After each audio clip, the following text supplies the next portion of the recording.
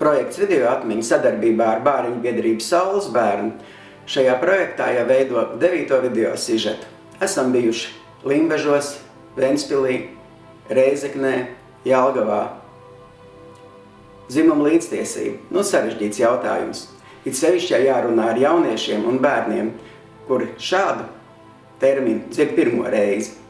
Šoreiz projekta ietveros pie mums Latvijā ierodās viesi, varētu teikt, partneri no Krievijas Federācijas, no Plackavas, Sieviešu sociālais centrs. Kā zināms, Krievijas Federācijā nevalstiskās organizācijas šobrīd jau ar uguni jāmeklē. Atrast labu partneri Krievijas Federācijā, ņemot vērā šī brīža politisko situāciju, nebūtu nav tik vienkārši. Un, kā zināms, it sevišķi sabiedrisko organizāciju atrast, tas ir sarežģīts uzdevums. Bāriņu biedrībai Saules bērni tas ir izdevies. Un tieši tāpēc projekta ietveros Latvijā viesojās Sieviešu sociālais centrs.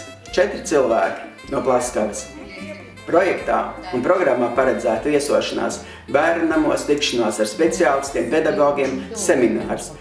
Kā jau paredzēts projektā, veselas nedēļas garumā esam apbraukājuši, varētu teikt, visu Latviju kopā ar partneriem no Krievijas Federācijas Plackavas, Sieviešu sociālā centra. Bijām Rēzeknē, Ventspilī, Ozolmuižā, Limbežu rajonā. Un, protams, šobrīd esam Jelgavā, Jelgavas bērnu namā Patversme. Acīm redzot, sociālajiem darbiniekiem ir daudz līdzīgu problēmu un ir par ko pārunāt un ir ko dalīties pieredzēm. Совместно с Сиротским судом, социальным Социальная служба. В самом процессе судебном тоже участвуете, да? Приходится, да, но не так часто. Kā redzams, Krievijas Federācijā un Latvijā daudz kopīgu problēmu, bet es domāju arī daudz atšķirīgu problēmu. Viedokļi dažādi, pieredzes dažādas, bet acīm redzot domu apmaiņu, tas ir pats svarīgākais.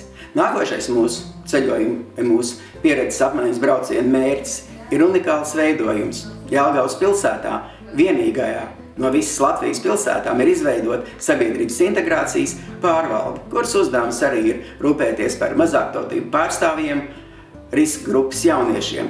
Un tātad vizīte vēl vienā institūcijā un rezultāti būs.